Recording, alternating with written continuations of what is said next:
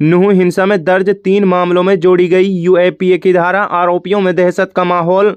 बता दें कि बीती साल 31 जुलाई को नूंह में शोभा यात्रा के दौरान हुई सांप्रदायिक हिंसा मामले में दर्ज 3 केसों में करीब 6 महीने बाद गैर कानूनी गतिविधियों निषेध कानून यूएपीए की धारा जोड़ी गई है। इससे जहां आरोपी पक्ष में दहशत का माहौल है, इससे आरोपियों की मुश्किलें बढ़ने से इनकार नहीं किया जा सकता।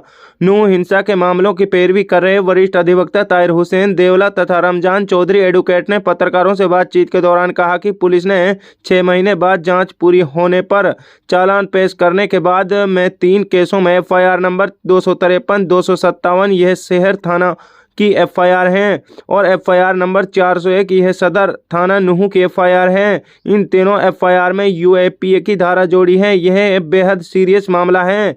कम से कम उम्र कैद तथा फांसी की सजा तक हो सकती है। जो लोग जमानत करा चुके हैं उनकी जमानत रद्द करने की एप्लीकेशन कोर्ट में लगाई जाएगी और उसके बाद कोर्ट में बहस होगी। शुभ नाम सर? मैं Tahir Hussain Devda, advocate, district session court में हूँ।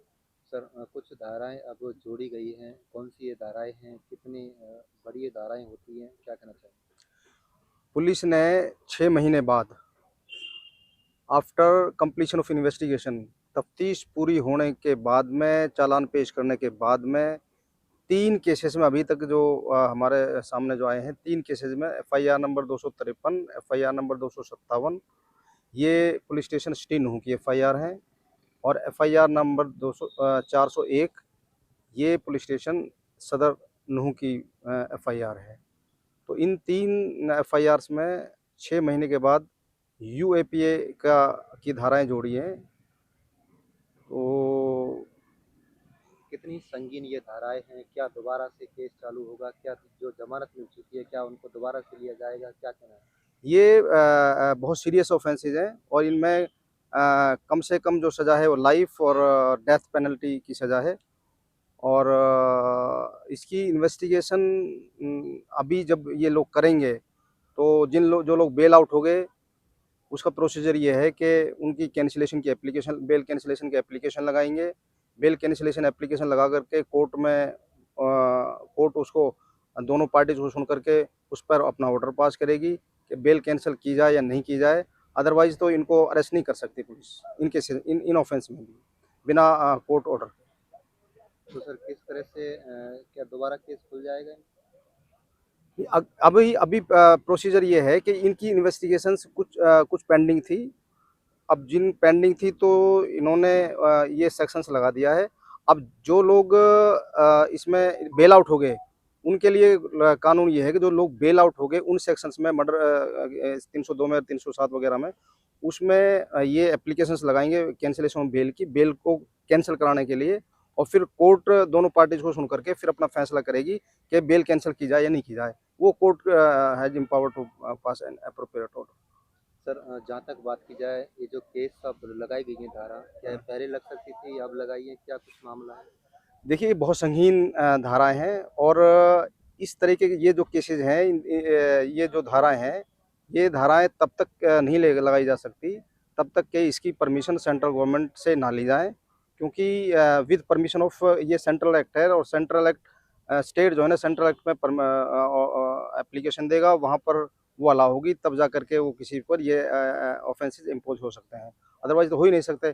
पहले यानी कि इनको पहले सैंक्शन लेनी पड़ेगी, सैंक्शन सेंट्रल गवर्नमेंट से सैंक्शन। और हमें ऐसा लगता है कि शायद इन्होंने ये सैंक्शन बीच में नहीं ली है, क्योंकि ये अनलॉफुल जो एक्टिविटीज़ है ऑफ प्रिवेंस एक्ट, ये यूएपीए, ये बहुत हीनियस ऑफेंसेज है। और ये ज़्यादातर जो ये लगाए जाते हैं, ये वो जो अनलॉफुल एसोसिएशंस हैं, जो ऐसी जो तंजीमें हैं, जैसे सिमी एक तंजीम है, जैसे बब्बर खाल से एक तंजीम है, इस तरीके से तंजीम जब सरकार को लगे कि भाई कुछ तंजीमें ऐसी हैं जो अनलॉफुल एक्टिविटीज़ कर रही हैं, यानी कि गैर कानूनी एक्टिविटीज़ कर रही हैं, जिससे देश में, देश के अंदर और देश के बाहर वो देश के खिलाफ कुछ इस तरीके से एक्टिविटीज़ कर रहे हैं, तो ऐसी एसोसिएशंस को वो पहले उन पर बैन लगाते हैं और बैन लगाने के बाद में फिर यूएपीए का उस पर इम्पोज करते हैं।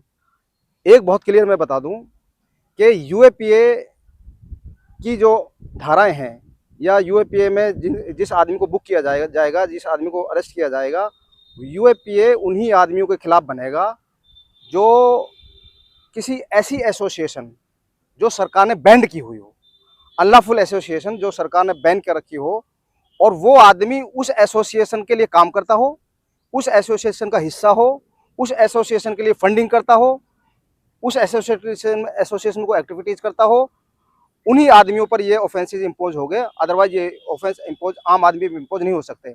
यानी फिर मैं आपको बता दूं, ये ऐसी धाराएं हैं, इन धाराओं में उसी आदमी को पुलिस अरेस्ट कर सकती है जो आदमी उन एसोसिएशंस, उन संस्थाओं के सदस्य हैं, उन संस्थाओं में काम करते हैं, उन संस्थाओं में फंडिंग करते हैं, जो संस्थाएं सरकार ने बैन कर रखी हैं। जैसे मैंने आपको एग्जांपल बताया, जैसे सिमी एक ऑर्गेनाइजेशन है, स्टूडेंट ऑफ इस्लामिक ऑर्गेनाइजेशन, जैसे बब्बर खालसा का ऑर्गेनाइजेशन है, और बहुत सारी ऑर्गेनाइजेशंस हैं। अभी इन्होंने एक मुस्लिम वो स्टूडेंट्स का एक एसोसिएशन वो भी इन्होंने बैन किए। तो अब बात ये रही कि क्या यहाँ पर कोई ऐसी एसोसिएशन थी जो एसोसिएशन इस तरीके के काम कर रही थी, लोगों को इकट्ठा कर रही थी, और वो फंडिंग कहीं से हो रही थी? तो अभी तक 6 महीने की जांच में, या उससे पहले भी, या आज तक का जो इतिहास है मेवात का, आज तक इस मेवात का कोई आदमी किसी ऐसी एसोसिएशन से कोई नहीं जुड़ा है जिस एसोसिएशन को सरकार ने बैन कर रखा हो। इन धाराओं के लगने से क्या केस कमजोर हो जाएगा या फिर क्या होगा? नहीं, देखिए, दो चीज़ हैं। ऐसा नहीं है कि इन्होंने सेक्शन लगा दिया तो हम ऐसे ही चुप बैठेंगे। ये बहुत टेक्निकल केसेज होते हैं। इन केसेज को लगाने के लिए सबसे पहले आपको सैंक्शन लेनी पड़ेगी पुलिस को, और सैंक्शन लेने के बाद में तब वो उसमें इम्पोज करेंगे उस पर, तब जा करके कोर्ट उसमें कॉग्निजेंस लेगी। कोर्ट तब तक किसी केस में कॉग्निजेंस नहीं ले सकती किसी भी आदमी के खिलाफ, किसी भी एक्यूज के खिलाफ, तब तक के सरकार से उसकी सैंक्शन ना ली गई हो। तो court has not empowered to take any cognizance against any person. तो इस केस में अब ये देखेंगे कि इन्होंने कोई सैंक्शन ली है भी है, नहीं भी ली है, वो फिर कोर्ट में जाएंगे, तब हम उसका देखेंगे कि भाई इस तरीके से कुछ हुआ है, इन्होंने किया है, ये नहीं किया है, हम देखेंगे। अभी जो हमने जो लग रहा है कि यूएपीए, तो कोई कहीं कोई सवाल ही पैदा नहीं हो सकता कि यूएपीए इन केसेज में अटैक्ट होता हो। यूएपीए के ऑफेंस अटैक्ट नहीं होता इन केसेज में, क्योंकि कोई भी अभी जितने भी इन्होंने 400 साढ़े 400 एक्यूज अरेस्ट किए हैं, और खासकर जो 401 में 18-20 के आसपास एक्यूज इन्होंने अरेस्ट किए हैं, और 257 में इन्होंने 8-7 करे हैं, 253 में इन्होंने 5-6 करे हैं। तो जिस तरीके से इन्होंने जिनको अभी तक जो प्रीमा फेसाई जो एविडेंस पुलिस ने जो इकट्ठी करी है, वो कहीं भी अनलॉफुल असेंबली तो हो सकती है, अनलॉफुल असेंबली तो ये कि 5 आदमी इकट्ठे हो गए जाकर के कोई अटैक कर दे, लेकिन अनलॉफुल एसोसिएशन का अभी तक कहीं कोई इस तरीके से नहीं आया है कि भाई मेवात में कोई इस तरीके की एसोसिएशन चल रही हो, ऐसी कोई तंजीम चल रही हो जो सरकार ने बैन कर रखी हो। तो ऐसे अभी तक तो कुछ है नहीं। तो इसमें हमें पूरा यकीन है कि, और अदालतों पे हमें भरोसा है, क्योंकि सरकार तो हमारे खिलाफ है, इलाके के खिलाफ है, इस कौम को टेरराइज करना चाह रही है, लेकिन हमें पूरा यकीन है अदलिया पर, अपने कानून पर, हमारी अदालतों पर, कि अदालतों में हम ऊपर वाले ने चाहा तो इंसाफ लेकर रहेंगे।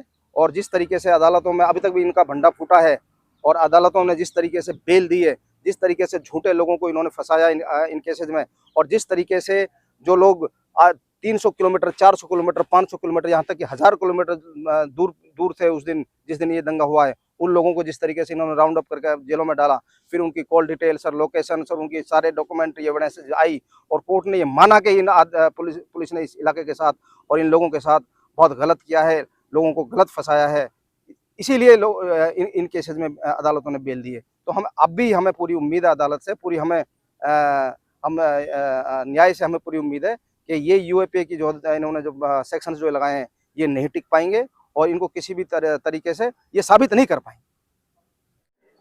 देखिए, यूएपीए एक बहुत संगीन धारा है, चूँकि ये आम तौर पर जो गैर कानूनी गतिविधियों में संलिप्त होते हैं उसको रोकने के लिए लगाई गई है। जैसे राष्ट्रीय सुरक्षा या देश को किसी तरह की हानि पहुंचाने के लिए अगर कोई कार्य कारित करता है तो उसके ऊपर यूएपीए लगता है। यूएपीए मतलब अनलॉफुल एक्टिविटीज प्रिवेंशन एक्ट। तो इसका 1967 में ये कानून बनाया था, और 2019 तक इनके 3-4 अमेंडमेंट हो चुके हैं। ये एक संगीन धारा है और संगीन धारा के तहत अगर इसमें गिरफ्तारी होती है तो 1 साल तक मजिस्ट्रेट इसमें जमानत लेने का प्रावधान नहीं है। और यहाँ तक कि 1 साल के बाद भी एक बोर्ड रिवोल्यूशनरी बोर्ड होता है, वो बोर्ड को पावर होती है कि 1 साल में भी जमानत हो कि ना हो, केस उनको रेफर होता है, वो उसकी पावर को और बढ़ा देते 1 साल 2 साल 3 साल। तो ये बहुत संगीन धारा है और संगीन जुर्म के लिए लगती है।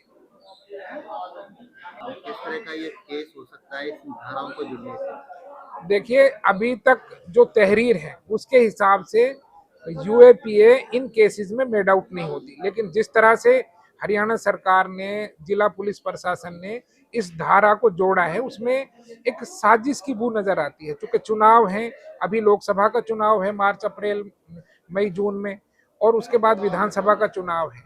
आम तौर पर लोगों की जबान बंद करने के लिए या किसी लीडरशिप को इसमें इन्वॉल्व करने के लिए कि वो मजीद किसी तरह का प्रोटेस्ट ना करें, आवाज ना उठाएं, उसकी वजह से इन धाराओं को ऐड किया गया है।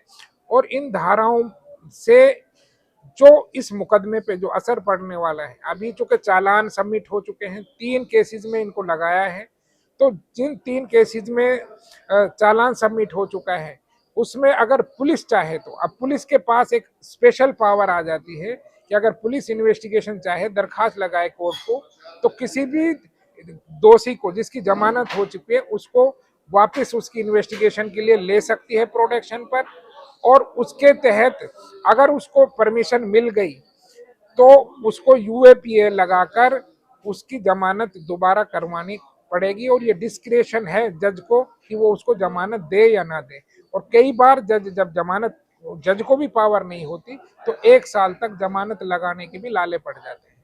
तो ये एक बड़ा हथियार, एक बड़ा मतलब संगीन जो है धारा लगा दी है, और इसमें सरकार की और पुलिस प्रशासन की बदनीयती है।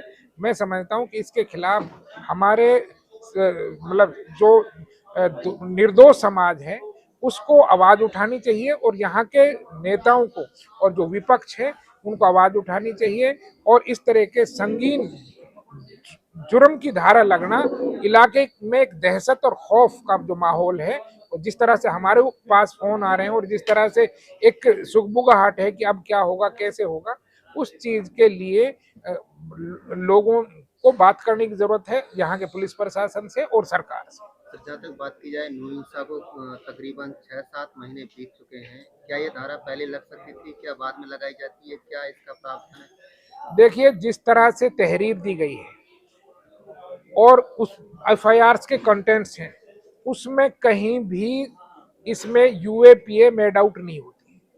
उसमें न पहले लगती है न अब लगती है, क्योंकि उसके लिए स्पेशल तहरीर, ऐसे सबूत होने चाहिए लिखित में भी, या उसके खिलाफ एविडेंस ऐसी आनी चाहिए कि इस ऐसी चीज से, यानी ऑफिशियल कोई एक्ट, सीक्रेट ऐसा गायब हुआ हो, या देश को किसी तरह से क्षति पहुंचने की बात हो, या राष्ट्रीय सुरक्षा को कोई खतरा हुआ हो, ऐसी तहरीर, ऐसे कंटेंट्स उसमें डालने बहुत जरूरी होते हैं। लेकिन मैंने सारी एफआईआर्स को पढ़ा है, किसी भी तरह की कोई तहरीर, कोई कंटेंट्स या कोई सबूत नहीं है उनमें। लिहाजा मुझे नहीं लगता कि किसी भी तरीके से यूएपीए इन तहरीर पर मेड आउट होती है। मुझे लगता है कि अदालत में ये मान्य नहीं होगा और इस केस का नेचर नहीं बदलेगा। जब ये यूएपीए लगकर यहाँ आएगी और चार्ज पर मैटर आएगा तो ये डिस्चार्ज हो जाएगा।